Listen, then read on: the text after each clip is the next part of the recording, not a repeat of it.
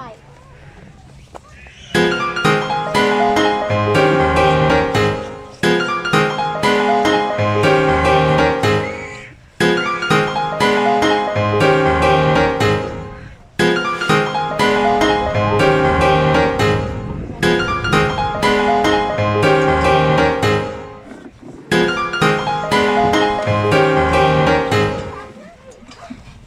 Hey! Bye. Bye. Laska ko mesti. Nggak mesti, nggak mesti lah. Sini.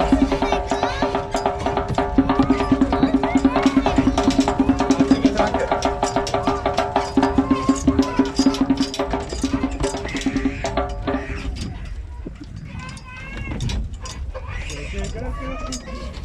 It's good.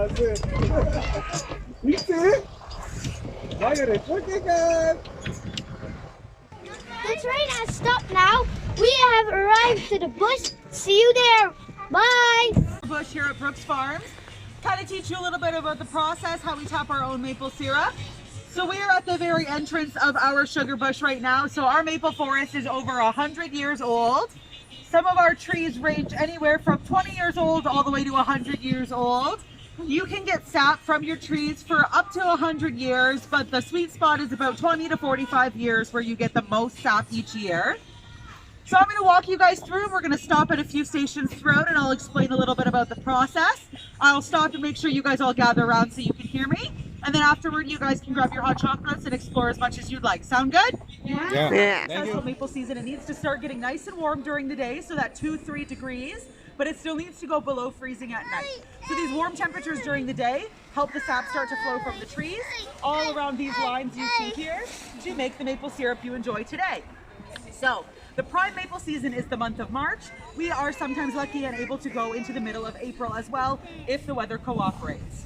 So the most important way to learn about how we tap maple syrup now is to learn how the tradition started and how they tapped syrup many, many years ago. So if you guys follow me, I will show you the first ever known method of tapping syrup. They would take a large stick and they would hollow it out and they would tap it into the tree just a few inches, and that would let the sap flow from the tree out into buckets that they would collect the sap in. So then they decided to start boiling the sap, because when you boil the sap, the water content decreases and the sugar content increases, which makes it more like the maple syrup that you guys have today. So we would take this big guy right here, which is called the hollow log. The indigenous communities would take this log, hollow it out like this, and they would pour the sap inside. They would then take these hot stones and they would hang them over the fire to get them really nice and hot, and they would actually stick the stones inside the sap to then boil it that way. So that, again, heightens the sugar content so it is nice and sweet, and they would then filter it out to get rid of what we call sugar sand. So if you're tapping something from a tree, the likelihood of some bark, some sand, other nature things that are inside the tree ends up in the sap. But you guys don't want that on your pancakes, I'm guessing, so that is how we get rid of it. We filter it out, so we are left with the smooth, delicious maple syrup that we have today. So the next method is how the pioneers adapted the idea of tapping for trees. So I will take you guys over here to these big 3 hanging pots, and I will tell you a little bit about how they did it.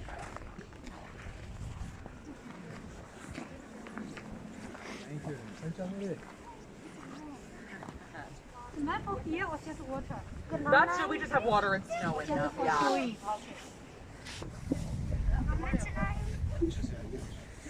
So the pioneers would take these big pots here that we have for an example, and they would do what we like to call like a triple boil sort of method. So each of these pots would be hung above a fire. The first pot they would pour the sap into and let it boil to a certain heat. They would then filter it out to get rid of what the sugar sand is, so pieces of bark, pieces of sand, things like that, and they would move it to the second barrel. They would then boil it again, and they would filter out more particles that were found, and the final barrel would give you the final finished product of the glorious, amazing. So as you guys can see, we obviously have a very different method nowadays. So I'm sure you noticed this blue tubing that goes throughout the entire outside and inside of our sugar bush. It stretches very far throughout the whole forest. So this is actually what helps collect the sap for us. So instead of having a hollowed out stick, we have this mechanism which is called a spile. It's a little plastic tube that we insert in the trees when we tap them, and that will pour out the maple syrup or the sap. Then we hook these lovely blue tubes up that are called vacuum tubing. So we got this system about 10 years ago, and it has been a lifesaver in terms of limiting the amount of labor used to collect the sap. So I'm sure if you guys Googled a maple syrup farm in Canada, you would see a picture of this file here and maybe a nice bucket hanging from the tree.